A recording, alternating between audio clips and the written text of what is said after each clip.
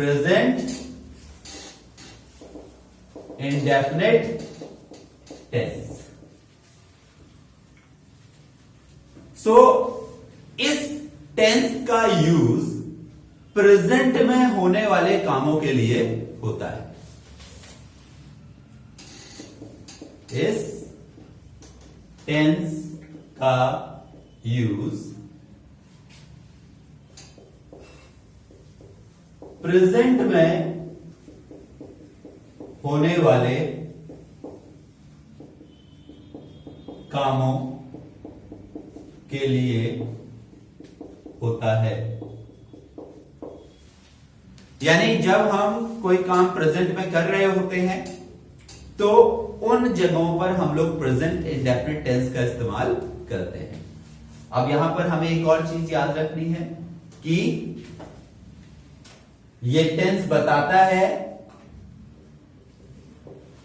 Habit,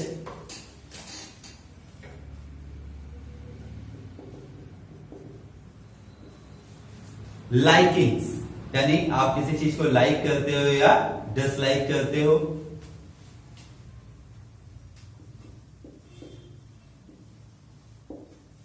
and repetition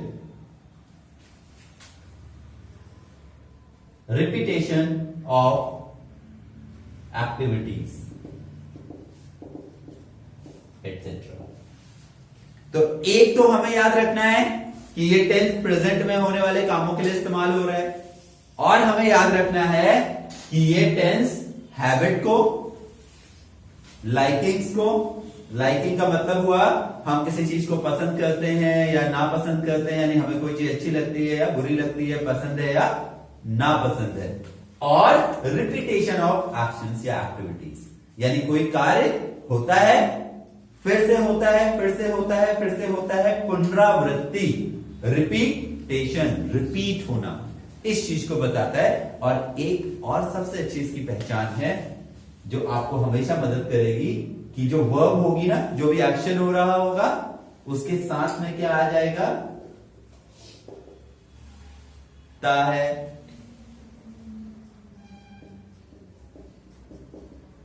ती है,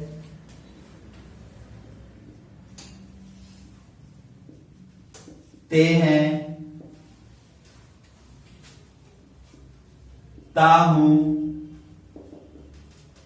etcetera. So active voice, और कैसा सेंटेंस हम अब बनाने वाले हैं, पॉजिटिव या अफर्मेटिव सेंटेंसेस। तो इसकी जो कंस्ट्रक्शन होगी वो क्या होगी, ये देखिए। सबसे पहले सब्जेक्ट जो कि डूअर होगा, जो उस काम को कर रहा होगा।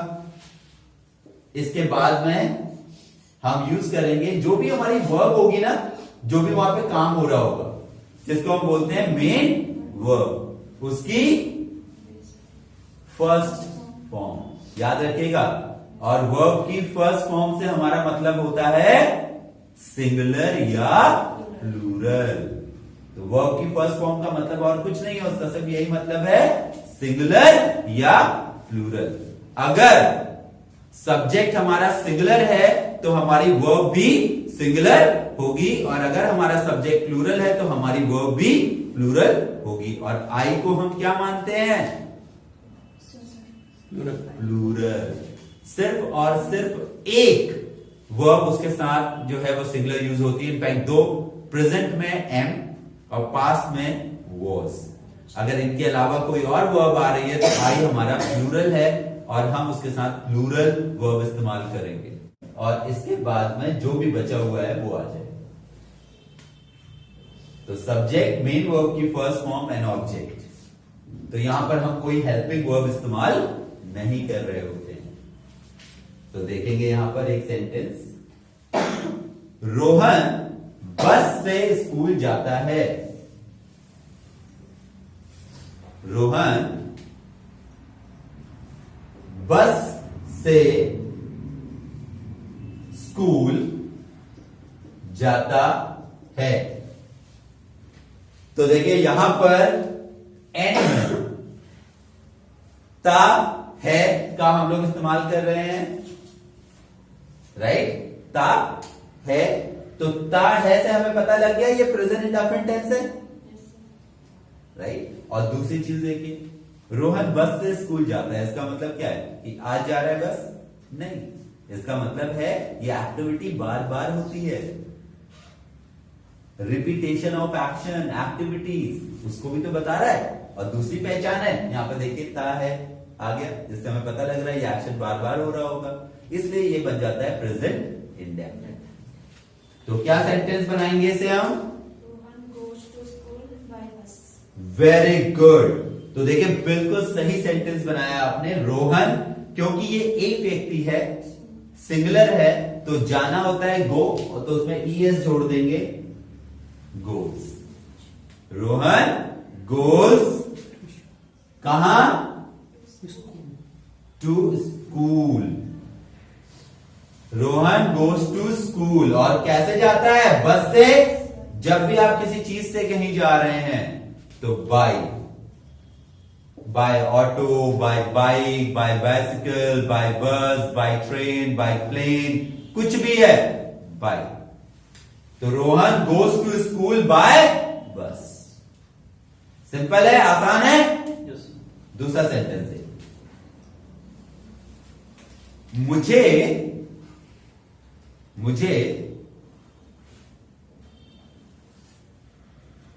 ग्रेप्स अंगूर पसंद है। मुझे ग्रेप्स पसंद है। मुझे ग्रेप्स यानी अंगूर, मुझे ग्रेप्स पसंद हैं। ठीक है। अब यहां पर देखिए हमने ता है, ती है, ते है नहीं बोला, ना लिखा, लेकिन क्योंकि पसंद नापसंद को ये बता रहा है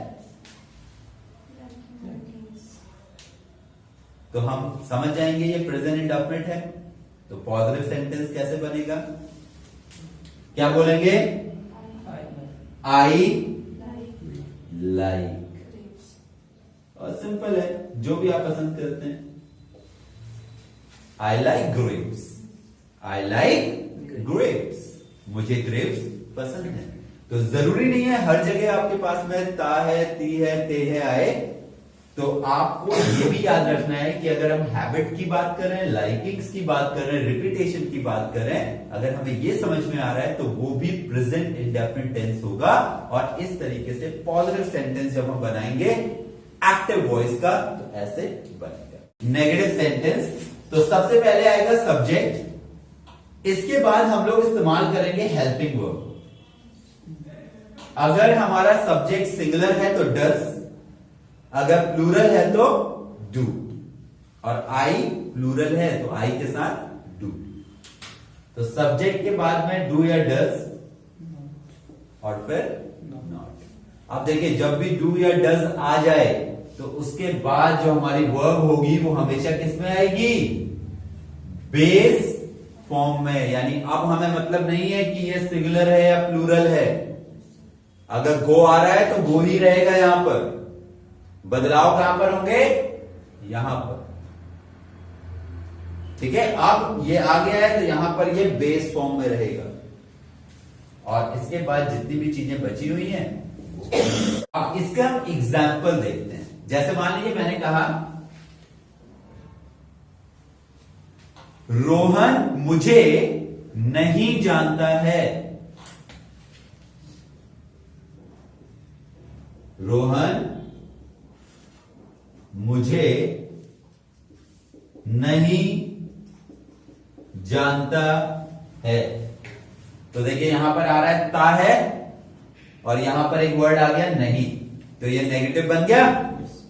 तो सबसे पहले रोहन नहीं जानता है ना, तो क्या बनेगा सेंटेंस? और नो माने होता है जानना, KNOW, बेस फॉर्म वही रहेगी। तो रोहन डज नॉट, बिल्कुल सही बता रहे हैं आप लोग, क्योंकि रोहन एक व्यक्ति है तो डज नॉट। तो रोहन डज नॉट और KNOW, no, base form. Rohan does not know मी, मुझे। तो रोहन डज नॉट नो मी, रोहन मुझे नहीं जानता है। और डज नॉट को कंट्रैक्शन में हम बोलेंगे डजंट। तो Rohan doesn't know me, Rohan doesn't know मी, रोहन मुझे नहीं जानता है।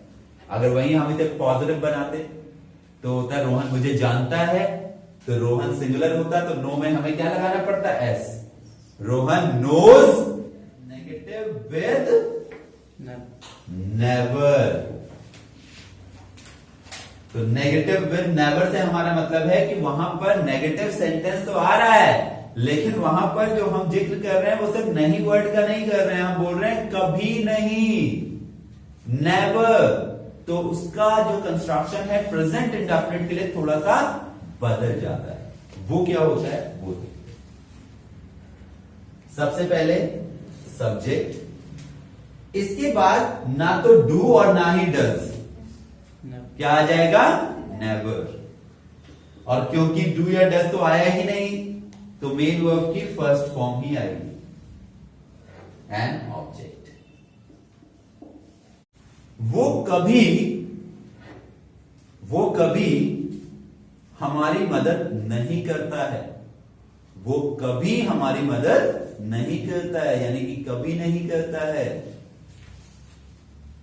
एक साथ लिख देता हूं, वो हमारी मदद कभी नहीं करता है, वो हमारी मदद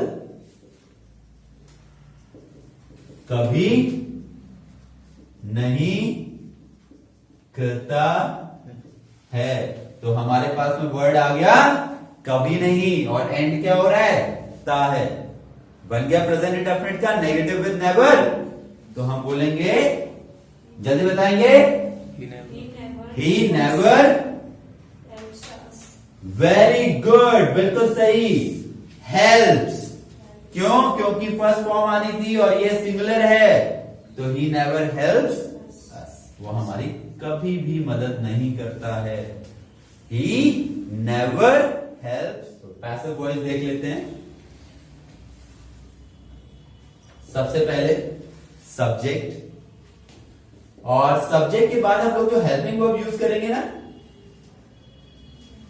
वो है इज, एम, आर। और अगर आपको लग रहा है यहां पे इज, एम, आर से मजा नहीं आ रहा है, तो आपके पास क्या ऑप्शन है, गेट या गेट्स यूज करने का। गेट्स प्लूरल है और गेट्स सिंगुलर है, ठीक है। और मैं ऐसा क्यों कह रहा हूं कि अगर आपको लगे कि यहां मजा नहीं आ रहा है, क्योंकि दोनों का मतलब सेम है। इसका भी मतलब है होना या है, और इसका भी मतलब है होना या है। तो जहां पर जो फिट लगे, आपको लगे इस सेंटेंस में अगर मैं गेट या गेट्स बोलूंगा तो अच्छा सुनाई देगा, तो आप वहां पर ये लगा सकते हैं। आपको लग रहा है ये मजा नहीं आ रहा है, यहां पर तो इज, एम, आर आना चाहिए, तो आप वहां पर ये लगा सकते हैं। ग्रामेटिकली दोनों सेंटेंस सही होंगे, ठीक है। तो जो जहां पर अच्छा लगे वहां पर वो इस्तेमाल। जो भी मेन वर्ब होगी ना, उसकी थर्ड फॉर्म। तो सब्जेक्ट के साथ में इज, एम, आर, गेट या गेट्स, मेन वर्ब की थर्ड फॉर्म, और फिर जो बची हुई चीजें हैं वो ऑब्जेक्ट। एक सेंटेंस है, रोहन को रोज, रोज को हम बोल सकते हैं डेली, डेली क्लास में डांट पड़ती है। तो रोहन को रोज क्लास में डांट पड़ती है। अब यहां पर ती है आ गया, तो हमें पता चल गया ये क्या है, पैसिव वॉइस सेंटेंस नहीं। इससे हमें पता लगेगा ये इंडेफिनिट है। पैसिव वॉइस हमें पता लगता है जब हम क्रिया ढूंढते हैं। क्या काम हो रहा है, डांटने का। कौन डांटता है, एग्जैक्टली, डूअर एब्सेंट है, तो रोहन अफेक्टेड पर्सन है। तो सबसे पहले क्रिया को ढूंढेंगे, वो है डांटना, डांटने वाला व्यक्ति अवेलेबल नहीं है, तो ये पैसिव वॉइस सेंटेंस है। तो हम बोलेंगे रोहन, यहां पर हम इज भी बोल सकते हैं और गेट्स भी बोल सकते हैं। रोहन इज या रोहन गेट्स, क्योंकि ये भी सिंगुलर है और ये भी सिंगुलर है ना। सिंगुलर के साथ सिंगुलर ही तो आ सकता है। और स्कोल्ड माने होता है डांटना, और थर्ड फॉर्म स्कोल्डेड। स्कोल्डेड, तो रोहन इज स्कोल्डेड या फिर Rohan gets scolded in the class. कहां? In the class. और कब? Daily. So Rohan gets scolded in the class daily या फिर Rohan is scolded in the class daily. दोनों का मतलब सेम है कि रोहन को रोज क्लास में डांट पड़ती है। तो इसलिए ध्यान रखेंगे पैसिव वॉइस में बदलाव हो जाते हैं, तो ध्यान देना है एक्टिव वॉइस सेंटेंस बना रहे हैं या पैसिव वॉइस। तो कहां पर हम लोग एस यूज करेंगे, कहां पर ईएस यूज करेंगे, कहां पर आईएस यूज करेंगे। तो अगर किसी वर्ब का लास्ट लेटर या उसकी एंडिंग लेटर ओ पर हो या एक्स पर हो या जेड पर हो या फिर एस हो लास्ट में, एस एच हो या सी एच हो, अगर इनमें से कोई भी लास्ट में आ रहा है तो वहां पर हम लोग उसे सिंगुलर बनाने के लिए ई एस जोड़ देंगे। We will add E S to that verb to make it singular. For example हमारे पास में वर्ब गो है जो कि प्लूरल फॉर्म है। अब अगर मुझे इसे सिंगुलर बनाना है तो I will make it goes. हमारे पास में वर्ब है कैच और यहां पर देखिए सी एच आ रहा है एंड में, तो मुझे इसे अगर सिंगुलर बनाना है तो इट विल बी कैचेस। तो हमें याद रखना है कि अगर इनमें से कोई लास्ट में आ रहा है वर्ब के तो उसे सिंगुलर बनाने के लिए हमें ऐड करना है ई एस। पहला रूल। सेकेंड रूल इज अगर किसी वर्ब का लास्ट लेटर वाई है, अगर किसी वर्ब का लास्ट लेटर वाई है और सेकेंड लास्ट लेटर कॉन्सोनेंट है। कॉन्सोनेंट का मतलब होता है जो letter A E I O you नहीं है यानी वॉल नहीं है, वो सब कॉन्सोनेंट है। तो लेटर वाई से पहले आने वाला लेटर एक कॉन्सोनेंट है, तो हम ड्रॉप कर देंगे वाई को जब हम इसे सिंगुलर बना रहे होंगे। ड्रॉप का मतलब है will not use that. What we will do, we will add I E S. हम लोग आई ई एस ऐड कर देंगे और वाई को ड्रॉप कर देंगे अगर कोई वर्ब किसमें आ रही हो, लास्ट में उसके वाई आ रहा हो, सेकंड लास्ट लेटर कॉन्सोनेंट हो। For example T R Y, try. So try को जब हम सिंगुलर बनाएंगे so it will be tries. और इन दोनों रूल के अलावा कोई भी वर्ब होगी वहां पर हमें सिर्फ एस ऐड करना है। For example C A double L, call. So call will change to calls अगर हमें उसे सिंगुलर में बदलना है, क्योंकि ना तो इसमें इनमें से कुछ आ रहा है एंड में और ना ही इसमें वाई है। So will add only S to it. तो जब भी आपको वर्ब्स को सिंगुलर बनाना होगा, this is the trick that we